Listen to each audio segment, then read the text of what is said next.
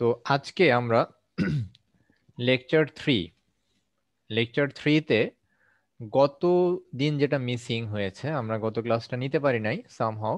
আমি সেই ক্লাসটা মনে করো ফার্স্টে আমি পড়াবো, এরপরে আমি আবার হচ্ছে তোমাদেরকে জয়েন করতে বলবো, তোমরা জয়েন করবো, আমি পরের লেকচারটা কন্টিনিউ করব।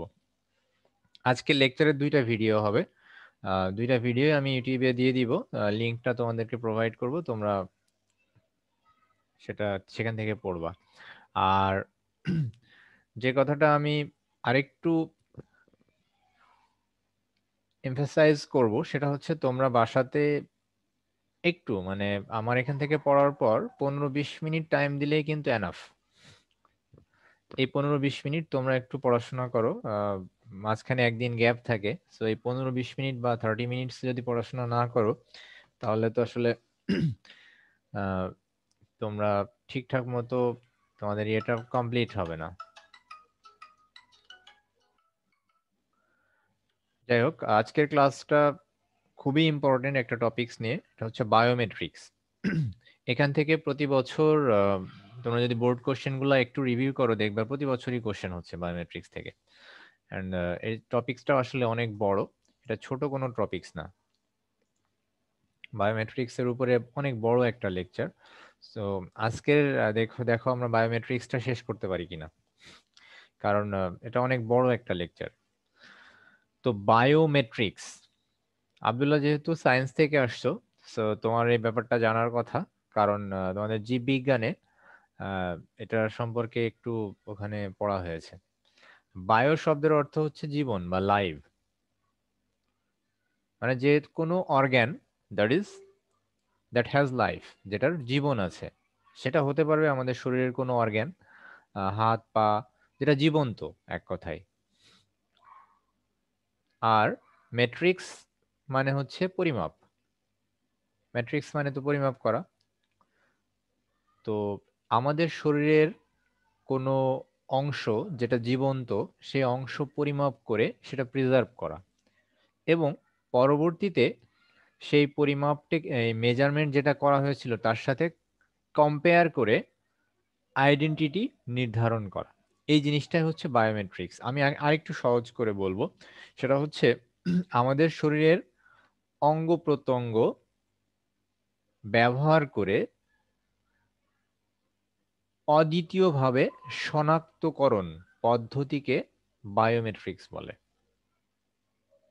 মানে ইউনিকলি আইডেন্টিফাই করা আর কি, যেটা বলে, আমি বাংলাতে বললে মনে হয় একটু কঠিন লাগে যে অদ্বিতীয় ভাবে, তো ইউনিকলি আইডেন্টিফাই করতে হবে।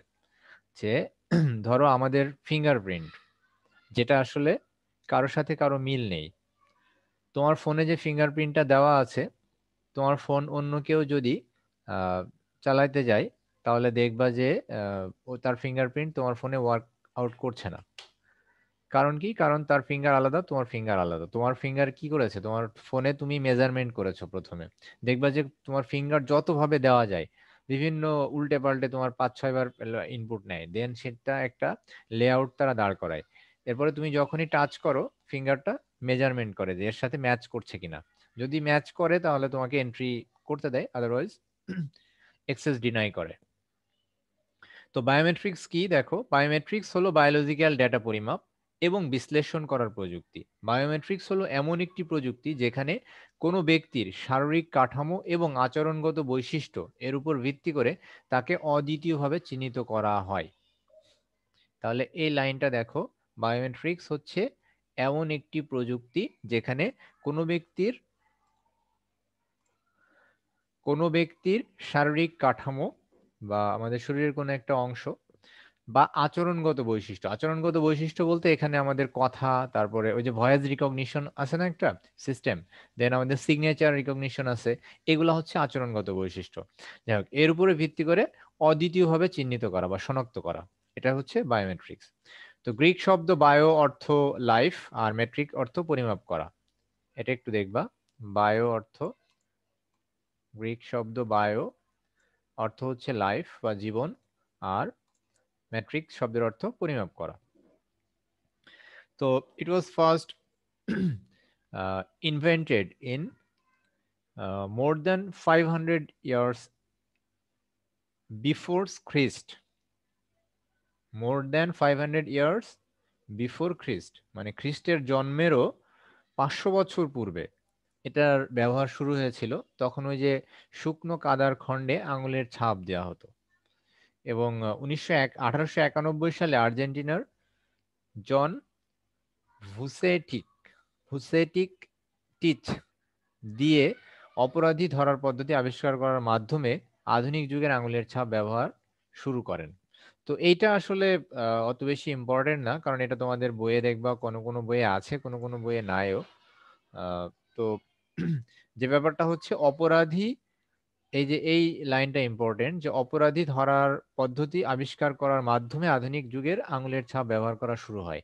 এটা তোমাদের এমসিকিউতে আসে। তাহলে আমরা এটা থেকে কি জানলাম, যে বায়োমেট্রিক্সের ডেফিনেশনটা আমাদেরকে পড়তে হবে, আর এমসিকিউ এর জন্য বায়ো শব্দের অর্থ পড়তে হবে, মেট্রিক শব্দের অর্থ পড়তে হবে, এবং এর সাথে এর উৎপত্তিটা কোথায়, গ্রিক শব্দ, এটা পড়তে হবে। এবং এটা সর্বপ্রথম অপরাধী শনাক্তকরণের মধ্য দিয়ে এটা আধুনিক ইয়েটা শুরু হয়, এই লাইনটা দেখবা। আচ্ছা, বায়োমেট্রিক সিস্টেমে শনাক্তকরণে বিবেচিত বায়োলজিক্যাল ডেটাগুলো কি মূলত দুই ভাগে ভাগ করা যায়, একটা হচ্ছে গঠনগত বৈশিষ্ট্য আর একটা হচ্ছে আচরণগত বৈশিষ্ট্য। তো স্ট্রাকচারাল, যেটা আমাদের শারীরিক গঠন, যেমন ফেস, আমাদের মুখমণ্ডল আর কি, মুখের যে অবয়বটা।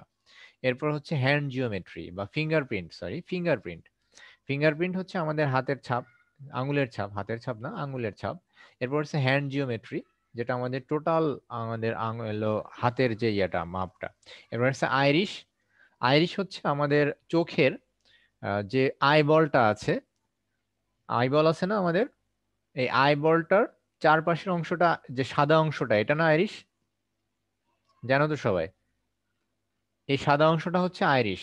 আর রেটিনা হচ্ছে কোনটা, আমাদের এই যে যে সারফেসটা, মানে ব্ল্যাক যে সারফেসটা, মানে মনি যেটাকে আমরা বলি, আইবল, এটার পিছনের অংশ, যেটা হচ্ছে দেখতে অনেকটা একটু লালচে টাইপ, মেরুন বা লালচে টাইপের কালার, এটা হচ্ছে রেটিনা। তো এরপর আসছে ডিএনএ। তো এর সবগুলো আমরা বিস্তারিত পড়বো।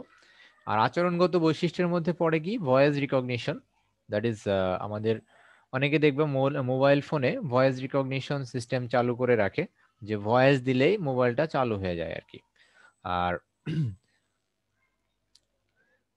সিগনেচার ভেরিফিকেশন, যেটা হচ্ছে আমাদের সিগনেচার, নর্মাল যে সিগনেচার, সেটা ভেরিফাই করা। যেমন ব্যাংকে আমাদের চেক দিলে বা কেউ হচ্ছে যদি টাকা উঠাতে যায়, তাহলে সেটা ভেরিফাই করে। আর টাইপিং কি স্ট্রোক, টাইপিং কি স্ট্রোকটা হচ্ছে আমরা কিবোর্ডে যে টাইপ করি, সেটার একটা প্যাটার্ন, বিভিন্ন প্যাটার্ন আছে, সেটা আমরা বিস্তারিত পড়বো একটু একটু পরে। তো বায়োমেট্রিক সিস্টেমের মৌলিক উপাদান সমূহ, if you want to implement the system, then you have to follow this steps. Data store করতে হবে। প্রথমে দেখো, ইনপুট ইন্টারফেস, মানে তোমার যে সেন্সরটা আছে, আমরা এত কঠিন কথায় না, যে নর্মালি যে জিনিসটা আমরা ব্যবহার করে অভ্যস্ত সেটাতে যাই। তোমরা মোবাইল ফোন সবাই ব্যবহার করে অভ্যস্ত, ফিঙ্গারপ্রিন্ট ম্যাক্সিমাম সবাই, কারণ ম্যাক্সিমামই তো মোবাইল ফোন দিয়েই তোমরা ফোন ইয়ে চালাও, জুম বা হচ্ছে অ্যাপস গুলো চালাও। তো তোমাদের ফোনে যে ফিঙ্গারপ্রিন্টটা ওয়ার্ক করে, সেটা তোমরা প্রথমে কি করো, ইনপুট করো না? এখানে যে ফিঙ্গারপ্রিন্ট সেন্সরটা আছে, সেখানে তোমরা ফিঙ্গারপ্রিন্টটা দাও প্রথমে, দিয়ে তোমরা বিভিন্ন স্টাইলে, তোমাদের 5-6 রকম ভাবে বা অনেক সময় 8-9 রকম করে ফিঙ্গারপ্রিন্টটা নেয়। এবং সে নিজের যতবার তুমি এই ছবিগুলা দিবা, তোমার ফিঙ্গারটা সে ছবি নিবে। তুমি দেখলেই বুঝবা যে সে তোমার ছবি নিচ্ছে ফিঙ্গারের। এবং এই ফিঙ্গারের ছবিগুলা সবগুলা নিয়ে সে একটা তৈরি করে, প্রসেসিং ইউনিট। এটা হচ্ছে প্রথমে ইনপুট ইন্টারফেস, যেটা সেন্সর ইনপুট করে ফিঙ্গারটা, এরপর প্রসেসিং করবে, প্রসেসিং করে সেটা স্টোর করবে ডাটা। এরপর হচ্ছে আউটপুট ইন্টারফেস, এবং তোমাকে সেই প্রসেসিংটা দেখাবে, মানে যে ইয়াটা। তো এখানে দেখো এই মানে ইয়াটা গুলা এক্সপ্লেন করা আছে। প্রথমে দেখো, ইনপুট ইন্টারফেস সেন্সর, এটি বায়োমেট্রিক সিস্টেমের একটি সংবেদনশীল উপাদান, যা মানুষের বায়োলজিক্যাল বা জৈবিক ডেটাকে ডিজিটাল ডেটায় রূপান্তর করে। আচ্ছা, প্রসেসিং ইউনিট, প্রসেসিং উপাদানটি হলো একটি মাইক্রোপ্রসেসর, ডিজিটাল সিগন্যাল প্রসেসর বা কম্পিউটার, যা সেন্সর থেকে ডেটা প্রক্রিয়া করে থাকে। যে সেন্সর থেকে প্রাপ্ত ডেটাটাকে সে প্রসেসিং করে একটা ইমেজে নিয়ে আসবে। আর ডেটাবেজে সেটা সংরক্ষণ করে রাখা হবে, যার সাথে পরবর্তীতে ম্যাচ করা হবে।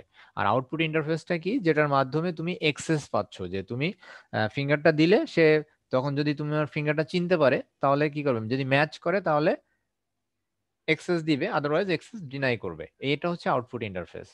তো এটা মোটামুটি আমরা সবাই মোবাইল ফোনের কল্যাণে সবাই ব্যবহার করে অভ্যস্ত, সো আই থিঙ্ক সবাই এটা বুঝছো। তারপরেও যদি না বুঝো আমাকে বলতে পারো। কারো কোনো প্রবলেম হচ্ছে এটা বুঝতে? আব্দুল্লাহ, কোনো প্রবলেম? No sir. ওকে, যদি প্রবলেম হয় বা কোনোভাবে কোনো কিছু না বুঝতে পারো অবশ্যই আমাকে বলবে। আচ্ছা, এখন আসছে face recognition, the first one. আমরা যেগুলো এখানে পড়লাম গঠনগত বৈশিষ্ট্য, এর ভিতরে প্রথমেই আমি দিয়েছি ফেস রিকগনিশন। যদিও তোমাদের বইয়ে প্রথমে ফিঙ্গারপ্রিন্ট দেওয়া আছে, আমি ফেস রিকগনিশন দিয়েছি, এটা কোনো ব্যাপার না। সিরিয়াল মেনটেন করতে হবে এমন কোনো কথা না। তো ফেস রিকগনিশনটা কি দেখো, আহ, আমাদের মুখের যে অবয়বটা বা মুখের যে আমরা মুখমণ্ডল বলি যেটা ফেস, এই ফেসের নাক থেকে আমাদের ভ্রু যেটা বা চোখ, এটার যে দূরত্ব, আবার নাক থেকে ঠোঁটের দূরত্ব, আবার নাক থেকে তোমার হচ্ছে ফরহেডের দূরত্ব, এরপর চুল কোন জায়গা থেকে গজাচ্ছে তার দূরত্ব।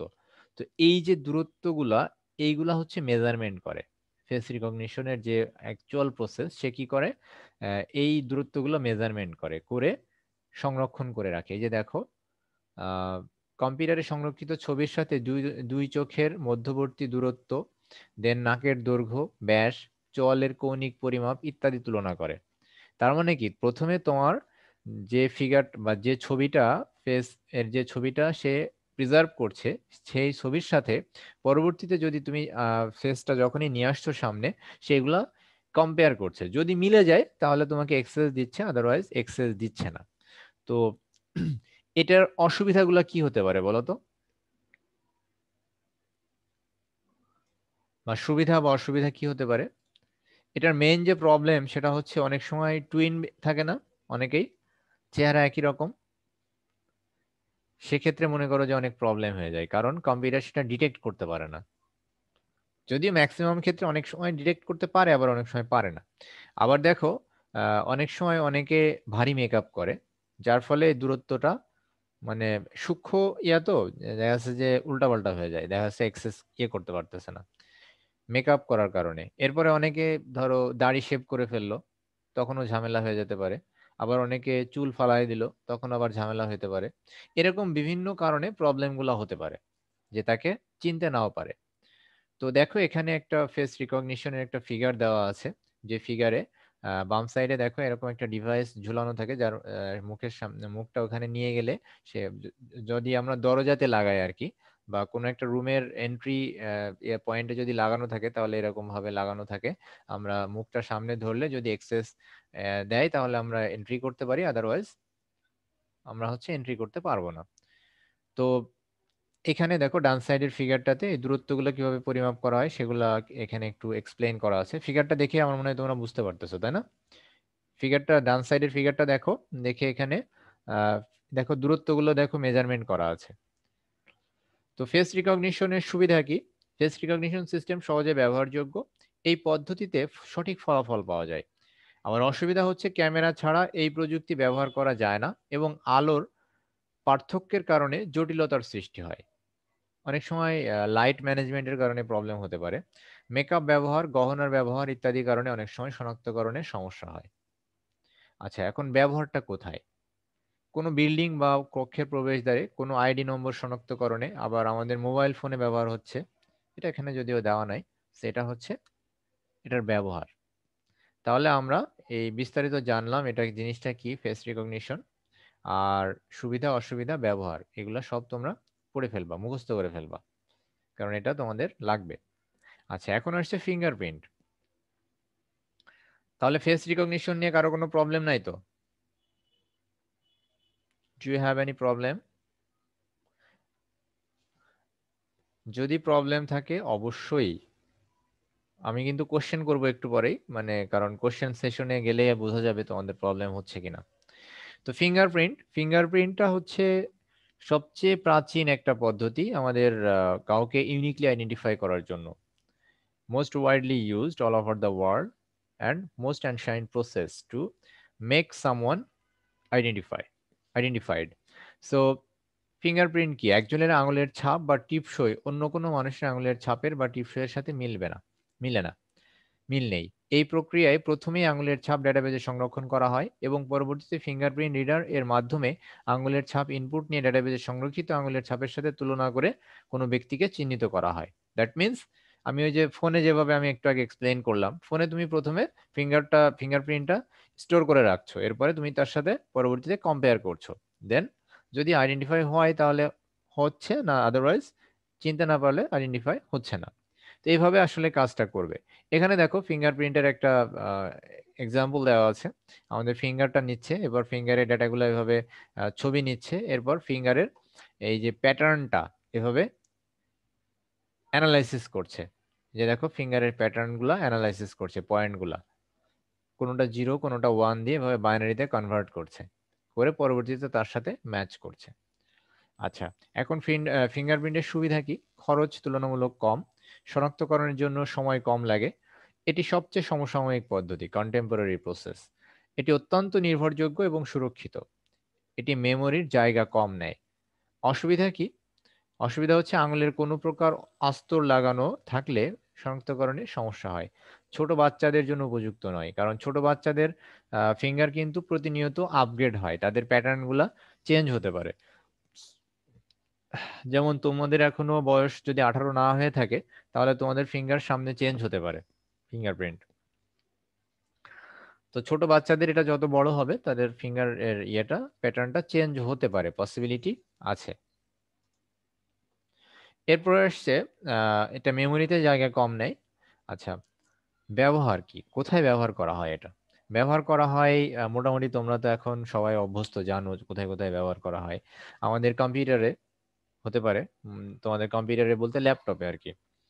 এরপর মোবাইল ফোনে, এরপর প্রবেশ অধিকার সংরক্ষণে বলতে ওই যে ব্যাংকিং সিস্টেমে দেখবা যে অনেক সময় অনেক জায়গায় ফিঙ্গারপ্রিন্ট দেওয়া থাকে, যে ওই ভিতরে ঢোকার জন্য গ্লাস দিয়ে ঘেরা থাকে, ওখানে ফিঙ্গারটা এভাবে চাপ দিলে যার ফিঙ্গারপ্রিন্ট ওখানে থাকবে তারটা তাকে ভিতরে ঢুকতে দিবে। এরপর ব্যাংকিং পেমেন্ট সিস্টেমে, এরপর ডিএনএ শনাক্ত করার কাজে, এরকম বিভিন্ন জায়গায় এই ফিঙ্গারপ্রিন্টটা ব্যবহার করা হয়। এরপর আসছে হ্যান্ড জিওমেট্রি। হ্যান্ড জিওমেট্রিটা কি? প্রথমেই আব্দুল্লাহ বলো, জিওমেট্রি বলতে আমরা কি বুঝি? যেহেতু তুমি সায়েন্স থেকে আসছো, তোমাকেই জিজ্ঞেসটা করি। জ্যামিতি। জ্যামিতি সেটা কি বলো, মানে বাংলাটা বলো, একবারে খাঁটি বাংলা, যেটা দিয়ে সবাই বুঝবে। মানে স্যার আকার আকৃতি, ত্রিকোণ আকার নাকি চতুর্ভুজ নাকি বহুভুজ? শোনো, জ্যা শব্দের অর্থ হচ্ছে ভূমি, আর মিতি শব্দের অর্থ হচ্ছে পরিমাপ, তার মানে হচ্ছে ভূমির পরিমাপ। আর জিওমেট্রি মানে হচ্ছে জিও মানে কি, ল্যান্ড বা হচ্ছে ভূমি, জি আর স্যার, মেট্রি ভূমি, শব্দের অর্থ পরিমাপ, তার মানে। পরিমাপ। আর হ্যান্ড জিওমেট্রি মানে আমাদের হাতের জমি, মানে কি হাতের যে সারফেসটা, সেটাকে বলছে আমরা হ্যান্ড জিওমেট্রি, বা হাতের এই সারফেসটা মানে পুরা হাত। মানে তোমার হচ্ছে আমরা হাত বলতে কোনটা বুঝি, আমাদের ওই যে আহ, আঙ্গুলগুলা এবং আমাদের যে হচ্ছে তালু, এটাকে বোঝাচ্ছি। তো এই জিনিসটা পরিমাপ করা, এই যে দেখো ফিগারটা খেয়াল করে দেখো, এখানে পুরা হাতটা এভাবে একটা কম্পিউটার সারফেসে রাখা হচ্ছে, বা একটা সারফেসে রাখা হচ্ছে। তো মানুষের হাতের আকৃতি ও জ্যামিতিক গঠনেও ভিন্নতা পরিলক্ষিত হয়। বায়োমেট্রিক ডিভাইস দ্বারা হ্যান্ড জিওমেট্রি পদ্ধতিতে মানুষের হাতের আকার বা জ্যামিতিক গঠন ও হাতের সাইজ ইত্যাদি নির্ণয়ের মাধ্যমে মানুষকে শনাক্ত করা হয়। এই পদ্ধতিতে হ্যান্ড জিওমেট্রি রিডার মানুষ হাতের দৈর্ঘ্য, প্রস্থ, পুরুত্ব ইত্যাদি পরিমাপ করে ডেটাবেজে সংরক্ষিত হ্যান্ড জিওমেট্রির সাথে তুলনা করে ব্যক্তি শনাক্ত করে। তার মানে আমাদের হাতের পুরুত্ব কতটা, দেন এর দৈর্ঘ্য কতটুকু, এরকম বিভিন্ন মেজারমেন্ট নিয়ে সেটাকে প্রিজার্ভ করে, এবং পরবর্তীতে তোমার সাথে আবার ম্যাচ করবে যে তুমি যখন এটা রাখবা। তো দেখো, image acquisition by charged couple device, কয়েক ডিভাইসের সাহায্যে এটা ইমেজটা নেওয়া হয়। এরপর ফিচার এক্সট্রাকশন, এই ইমেজের ফিচারগুলো এক্সট্রাক্ট করে, এর ইয়েগুলা দেন টেমপ্লেট তৈরি করে। টেমপ্লেট মানে হচ্ছে ওটা ছবিটা, যেটা আমরা বিভিন্নভাবে ছবি নেই না, ছবিগুলো প্রসেসিং করে একটা ইমেজে নিয়ে আসে, একটা ইমেজে অনেকগুলা ছবি নিলেও একটা ইমেজের মধ্যে কনভার্ট করে সেটা। এরপর টেমপ্লেটের সাথে কম্পারিজন করে, যদি ম্যাচ করে তাহলে আইডেন্টিটি ভেরিফাইড, আর যদি নো ম্যাচ হয় তাহলে টেমপ্লেট বি বা হচ্ছে আরো যদি ফিচার দেওয়া থাকে সেগুলোর সাথে ম্যাচ করবে, আর না হলে অ্যাক্সেস ডিনাই। এইভাবে হ্যান্ড জিওমেট্রিটা কাজ করে। এখানে ফিগারে সুন্দর করে দেওয়া আছে কিভাবে কাজ করে হ্যান্ড জিওমেট্রি। তাহলে আমাদের ফিঙ্গারপ্রিন্টটা ছিল শুধু হাতের আঙুলের ছাপ, আর হ্যান্ড জিওমেট্রিটা কিন্তু সম্পূর্ণ হাতের ছাপ। আচ্ছা, এটা সুবিধা কি? ব্যবহার করা সহজ, সিস্টেমে অল্প মেমোরির প্রয়োজন হয়। অসুবিধা কি? ডিভাইসগুলোর দাম তুলনামূলক বেশি। ফিঙ্গারপ্রিন্ট রিডারের চেয়ে এটার দাম অনেক বেশি হবে, কারণ কি? কারণ এর সারফেসটা অনেক বড়, তাই না? আমাদের ফিঙ্গারপ্রিন্ট রিড করার জন্য ছোট্ট একটা জায়গা প্রয়োজন। দেখবা যে খুব ছোট ইয়েটা, তোমাদের ফিঙ্গারপ্রিন্টের সারফেসটা অনেক ছোট না? তোমাদের ফোনের যে ইয়েটা, দেখবা খুব অল্প এরিয়া, মানে সর্বোচ্চ এটা কতটুকু হবে, একেবারে ছোট, খুবই ছোট একটা এরিয়া, যাচ্ছে কয়েক সেন্টিমিটার, 1-2 সেন্টিমিটার হতে পারে। কিন্তু যদি হাত হয় সেক্ষেত্রে 1-2 সেন্টিমিটারে তো হবে না, অনেক বড় লাগবে। তো এরপরে আসছে অসুবিধা। ডিভাইসগুলোর দাম তুলনামূলকভাবে বেশি, ফিঙ্গারপ্রিন্ট এর চেয়ে ফলাফলের সূক্ষ্মতা কম। ফিঙ্গারপ্রিন্টের চেয়ে এর ফলাফলের সূক্ষ্মতা কম, মানে ফিঙ্গারপ্রিন্টটা মোর রিলায়েবল এবং এফিসিয়েন্সি অনেক বেশি। আর ব্যবহার করা হয় কোথায়? এয়ারপোর্টের আগমন নির্গমন নির্ণয়, নিয়ন্ত্রণ, বিভিন্ন চাকরিজীবীর উপস্থিতি নির্ণয়ে, বিভিন্ন শিক্ষা প্রতিষ্ঠান বা লাইব্রেরিতে, এরকম বিভিন্ন জায়গায় এটা ব্যবহার করা যেতে পারে। আচ্ছা, এরপর হচ্ছে চোখের আইরিশ। আমাদের বায়োমেট্রিক্স প্রযুক্তিতে ব্যক্তি শনাক্তকরণের জন্য চোখের আইরিশকে আদর্শ অঙ্গ হিসেবে বিবেচনা করা হয়। কেন জানো? 2 বিলিয়ন, 1 বিলিয়ন সমান কত বলো তো? কেউ বলতে একশো পারবে? কোটি হ্যাঁ, 100 কোটি। তো 100 কোটি, সেখানে 2 বিলিয়ন, তার মানে 200 কোটি। তো 200 কোটি মানুষের মধ্যে একজনের সাথে আরেকজনের এই আইরিশের প্যাটার্ন মিলার সম্ভাবনা 1%। মানে প্রতি 200 কোটিতে একজনের মিলতেও পারে, নাও পারে। মানে আমার কথা বুঝছো? প্রতি 200 কোটি মানুষের মধ্যে স্যার। দুইজনের আইরিশ, চোখের আইরিশের যে প্যাটার্ন সেটা মিলতেও পারে, আবার নাও পারে। তার মানে এটা কত বেশি, এটা হচ্ছে অ্যাকিউরেট। তো দেখো, চোখের অক্ষিগোলকের সামনের উপরের অবস্থিত রঙিন পর্দাকে আইরিশ বলে। চোখের মাঝে গাঢ় গোল অংশটির নাম পিউপিল বা চোখের মণি। এর চারপাশেই আইরিশের অবস্থান। আমি যেটা বললাম একটু আগে, আমরা যে চোখের মণি বলি যেটা, তার চারপাশে যে সাদা রং না, অনেকের ওটা, অনেকে লালচে হয়, অনেকে সাদা হয়, ওই যে রক্ত, মানে দেখবা যে একটু মানে ঘষা লাগলেই দেখবা একটু রক্ত জমে যায়। তো এটা আমাদের উপর সামনে থেকে তো সাদা লাগে বা সাদা দেখা যায়, পিছন থেকে বা এতে তো আসলে রেড। তো এটি পিপিলের ছোট বা বড় হওয়ার আশঙ্কা হওয়ার আকার নিয়ন্ত্রণ করে। চোখের আইরিশ যখন প্রসারিত হয় তখন পিপিল ছোট হয়ে যায়, আবার আইরিশ সংকুচিত হলে পিপিল বড় হয়ে যায়। যাই হোক, এত বৈজ্ঞানিক জিনিসপত্র আমাদের জানার প্রয়োজন নেই। আমাদের যেটা জানার প্রয়োজন সেটা হচ্ছে আমাদের চোখের এই আইরিশ ব্যবহার করে যে সিকিউরিটি ব্যবস্থা, সেটাই হচ্ছে আইরিশ স্ক্যান বলে আর কি। তো এটা এখানে দেখো একটা ছবি দেওয়া আছে, যে ছবিটাতে এখানে একটা অ্যাকুইজিশন ডিভাইস দেওয়া আছে। এই ডিভাইসের দিকে চোখটা তাকাইলে কি করবে? ওই ডিভাইসটা তোমার চোখের রেটিনা, আইরিশ পার্টটাকে স্ক্যান করবে। স্ক্যান করে ইমেজ নিবে, এই যে দেখো এখানে ইমেজ নিচ্ছে। এই ইমেজটা লোকালাইজেশনের মাধ্যমে ওটা হচ্ছে একটা আহ, মানে প্রসেসিং করবে, প্রসেসিং করে একটা আইরিশ কোড দিবে।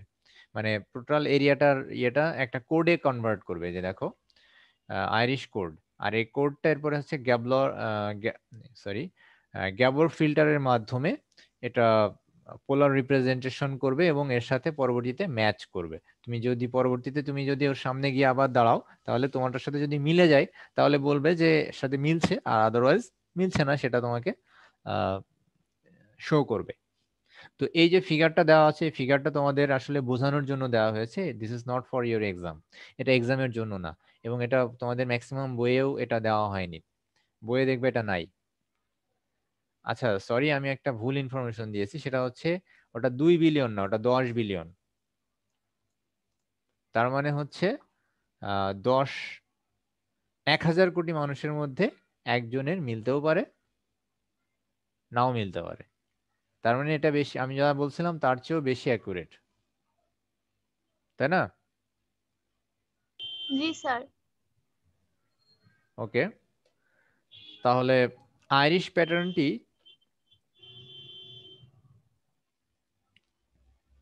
কোনো ব্যক্তির জীবদ্দশায় একই থাকে বলে এটি অত্যন্ত আদর্শ। তার মানে একজন মানুষ যতদিন জীবিত থাকবে তার চোখের আইরিশটা একই রকম থাকবে। আচ্ছা, এই সিস্টেমের সাথে কোনো শারীরিক সংযোগ থাকে না, এটার সাথে কোনো শারীরিক সংযোগ থাকবে না। এই সিস্টেমের সাথে শনাক্তকরণে খুব কম সময় লাগে।